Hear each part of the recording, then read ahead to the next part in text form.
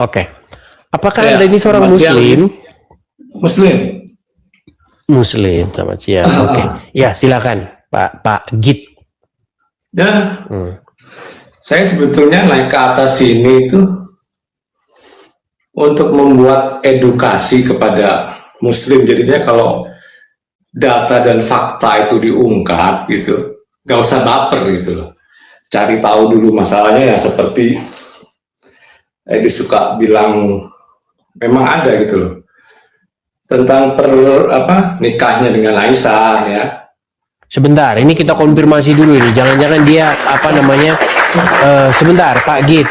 Saya konfirmasi dulu ini. Bagaimana kami yakin bahwa Anda ini benar-benar seorang Muslim? Nanti Anda Kristen ngaku-ngaku Islam loh. Itu menjelek-jelekan agama Islam di sini nggak bisa. Saya punya konten juga ya di YouTube itu. Tapi kurang besar, Pak. Kurang dekat ke HP. Anda bicaranya kurang dekat ke arah HP. Nah, oke, saya pasang mic dulu ya. Begitu saja udah bisa. Begini udah keras. Tadi jauh. Tapi saya duduknya nggak santai.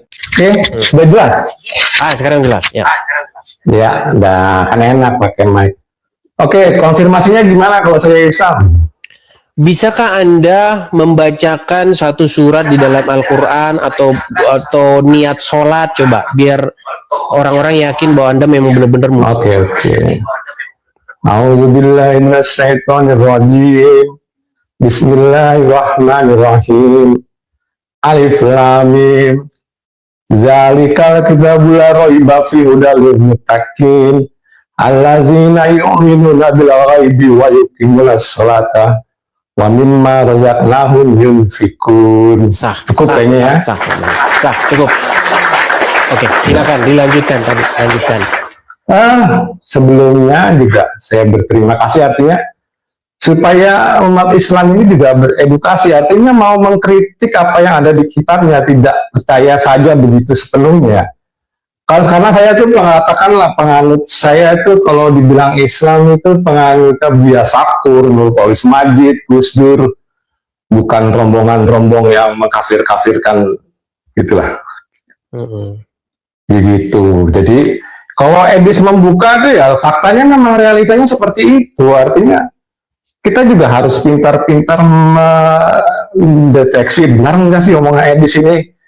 Ya kalau katakanlah, kalau kita boleh fair sendiri, justru Islam itu sebetulnya untuk orang Arab ya, bukan orang di Indonesia gitu. Kalau fair gitu loh. Karena kalau Edis coba buka di Az-Zukhruf ayat 3 gitu. Az-Zukhruf ayat 3, saya bacakan surat Az-Zukhruf ayat 3 ya. Az-Zukhruf ayat yang ketiga. Az-Zukhruf ayat 3. Oke, saya bacakan ya Bang ya. Ya. Di sini dikatakan, sesungguhnya kami menjadikannya sebagai Al-Quran yang berbahasa Arab agar kamu mengerti. Oke, agar kamu mengerti kan, yang mengerti itu kan dengan bahasa Arab gitu ya. Bukan dengan bahasa Indonesia atau bahasa lainnya. Tapi orang sendiri, Islam sendiri kalau dibukakan itu, ya saya itu orangnya bukan anti kritik, artinya terbuka gitu ya. Dan kemudian kalau kita lihat lagi di Ibrahim ayat 4, mungkin Edi sudah hafal kali lah Ibrahim ayat 4 ya. Tidaklah kami mengutus seorang Rasul pun ya, kecuali melainkan dengan bahasanya. Ya, jadi setiap bangsa itu katakanlah punya Rasul sendiri. Bahkan mungkin kalau kita mau jauh berpikir, katakanlah Jawa gitu, kemudian di mana? Di Medan sendiri dengan Parmalinnya, Jawa dengan Kapitayannya, Sunda Wiwitan di tanah Sunda. Nah ini kan mempunyai filosofi juga yang nggak kalah dengan agama-agama impor lah seperti itu ya. Ya jadi saya tuh Islam tapi mempelajari hampir semua agama gitu, bukan satu agama aja. Bahkan kalau boleh dibilang saya itu kalau boleh dianggap fair lah nih, belak-belakan itu malah asiknya Buddha ya, asik ya. Dia nggak ada konsep tentang ketuhanan lah di Buddha ini. Oke. Gitu. Jadi Lebih logis. Anda ini menonton channel saya ini udah beberapa kali lah ya intinya, atau sering atau Oh, saya tuh dari Juli biar minta naik bis, gak dinaik-naikin sama kamu. Oh iya, oh iya, oke.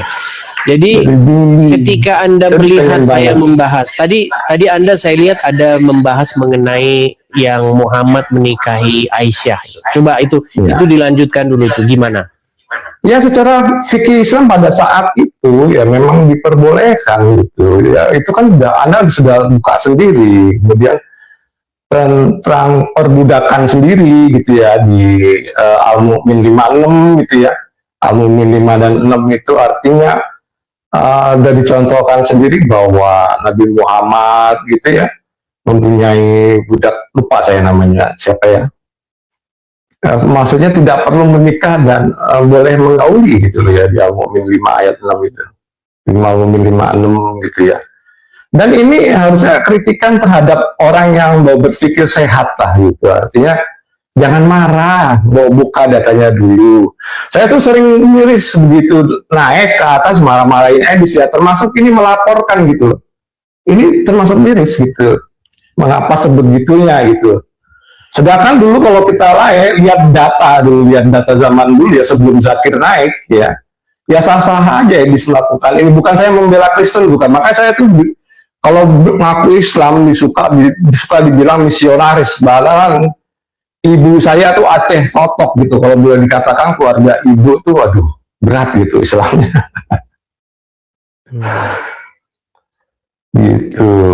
Jadi Anda selama menonton channel saya, Anda dapati bahwa yang saya katakan itu adalah benar gitu ya.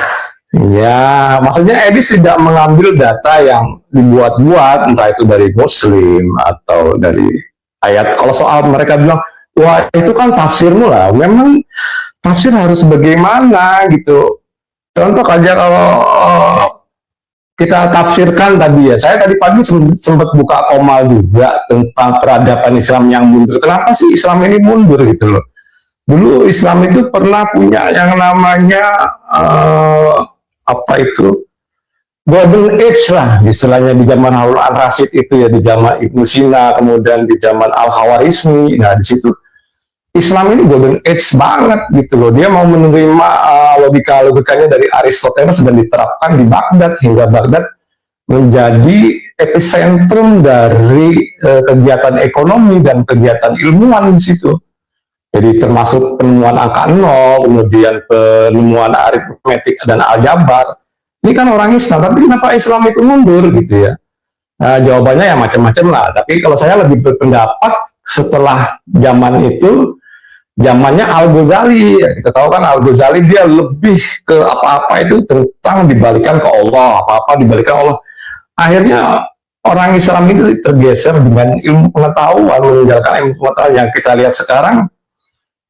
Edis bisa lihat sendiri ya, yang kita pakai sekarang lah, atau mobil, motor, handphone, nggak ada kontribusinya dari orang Islam. Jadi orang Islam hanya memanfaatkan saja gitu. Jangan keras-keras bang. Enggak. Iya. Jadi saya fair, itu adalah maksudnya. sebuah realita ya. Itu sebuah realita. Bahkan si Ya, kalau Guru Gembul itu kan mengatakan bahwa memang agama Islam ini sudah mundur begitu. ya peradaban Islam itu mundur gitu ya. Itu bukan Guru Gembul, banyak gitu. Dan di konten saya di YouTube juga saya berbicara tentang ini juga gitu. Cuman memang kalangan top sama Guru Gembul ya. Iya. Gitu. Tapi apa ini yang membuat Anda itu mengkritik agama Islam sehingga Anda mengatakan bahwa agama Islam ini mengalami kemunduran, umat Islam mengalami kemunduran? Peradaban ya, tentunya peradabannya. Ya itu tadi di zaman golden age-nya Harun al-Rasyid ya. Itu Baghdad itu pernah menjadi pusat perekonomian dunia lah, seperti New York gitu ya, dan pusat ilmu pengetahuan ya. Yang artinya orang Islam pada saat di abad ke-9-10 itu terbuka dengan yang namanya ilmu pengetahuan gitu. Tapi kan sekarang jadi bentar-bentar ini bentar-bentar haram gitu. Dan banyak Anda sendiri juga apakah Anda tidak menerima kritik atau ancaman dari orang-orang Islam gitu? ada Ada, ya, ya. pasti ada lah gitu ya. Tapi menurut saya maksudnya lebih kemana ya, nggak usah saya lah, Edis tahu sendiri Buya Sakur kayak apa ancamannya. Iya. Nah, saya kan bukan siapa-siapa dan tidak berpengaruh apa-apa. Nah, kalau Buya Sakur kan seperti Anda juga dilaporkan ke Barreskrim juga gitu. Oh, dilaporkan juga dia? Sempat dia dilaporkan. Laporkan juga dia pernah dia dilaporkan. Jadi dia yang membuat mengangkat tentang kisah bahwa begitu Nabi Muhammad itu menguasai Ka'bah, kan dibuka dalamnya banyak gambar-gambar situ. Nah, semua gambar boleh dihapus kata Buya Sakur, kecuali gambar ibu yang sedang menggendong anaknya. Ya, itu menurut Buya Sakur itu adalah Maria menggendong Yesus gitu. Itu jangan dihapus kata Muhammad gitu. Nah, itu dia dilaporkan ke Polda, kalau nggak salah ke Polri atau ke Polda ya gitu ya. Seperti itu. Lapor terus ya. Jadi menurut Anda ini, Anda kan sebagai orang Islam, menurut Anda apa yang membuat orang Islam ini sangat sensi sekali begitu dengan agamanya gitu? Kalau ada yang nyenggol sedikit langsung lapor polisi gitu. Menurut Anda apa yang membuat Islam itu jadi seperti itu? Gini ya, saya mau ngomongin, tapi oke lah, saya meminjam bahasa dari seseorang aja, dari Mahathir Muhammad gitu ya. Jadi Mahathir Muhammad itu bilang orang Melayu ini bodoh gara-gara ustadz. Jadi termasuk ustadz itu yang membodohi orang Muslim gitu. Jadi ya pengaruh fatwa dari orang Muslim, termasuk katakan Somad gitu ya, Abdul Somad yang menyatakan bahwa di salib itu ada jin kafir gitu ya. Nah, kayak gitu itu dipercaya kan, jadi bahaya. Edis tahu nggak dampak dari pernyataan Abdul Somad menyatakan kalau di salib itu ada jin kafir? Tahu nggak dampaknya seperti apa? Itu di Jogja, anak SMP, ya dampaknya anak-anak SMP nggak ngerti apa-apa, kuburannya orang Kristen yang ada salib-salibnya itu dicabut-cabutin gitu. Jadi kan bahaya fatwa-fatwa seperti ini. Saya kebetulan tinggal di Jogja gitu, jadinya salah satunya seperti itu gitu. Sebetulnya kan ya kalau Edis dilaporin ke Barreskrim ya lucu lah, begitu Zakir Naik yang kemarin nggak dilaporin gitu kan. Iya, makanya saya bilang ya. Jadi memang faktanya memang seperti itu. Kalau ada orang Islam bahas agama Kristen, itu namanya dakwah, itu namanya syiar agama, itu kan iman kami kan. Ya. Tapi sebaliknya kalau ada orang Kristen bahas agama Islam, itu semua tidak berlaku itu. Ya. Kalau boleh dibaca dulu. Balik, suara apa ya itu yang balik itu ya? Oh, nggak tahu, nggak ada suara apa-apa di sini. Menggema, iya. Saya hening di sini. Iya, double. Mungkin karena di ruangannya kosong kali ya. Atau saya copot mic-nya. Iya, tapi nggak apa-apa lah. Iya, tapi menggema. Agak menggema ya. Oke lah, ya, tapi poin aja lah. Coba, mungkin poin yang mau Anda sampaikan ini apa Pak Gip? Apa yang mau Anda poin sampaikan? yang saya sampaikan di sini adalah coba Edis bacakan perjanjian Najran deh, gitu. Jadi dulu Muhammad sendiri dengan kaum Kristen itu pernah berdebat dan nggak pernah ketemu. Tapi dilihat hasil perjanjiannya, perjanjian Najran itu antara kaum Nasrani dan Muslim ya. Nah, salah satunya adalah bila umat Kristiani itu membangun gereja gitu ya, ini harap dibantu yang sifatnya bukan pinjaman, jadi bantuan. Nah, sekarang boro-boro dibantu gitu kan, perjanjian Najran itu nggak ada, dilarang, nggak dikasih izin dia gitu kan.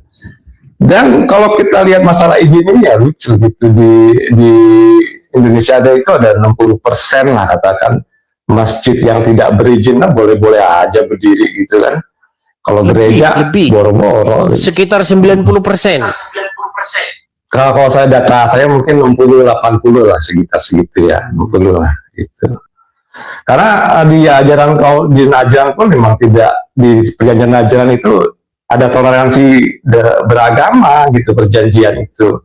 Cuman dari apa oleh ulama-ulama sendiri seperti Abdul Somad dan lain-lain gitu nggak pernah diangkat gitu, termasuk gampangnya mengkafir-kafirkan gitu loh. Kafir itu kan sebetulnya kalau kita baca History of God ya, itu adalah maknanya bukan kafir non muslim gitu ya, lebih kata tertutup ya, yang artinya kemunduran muslim ini karena kekafirannya muslim sendiri gitu loh.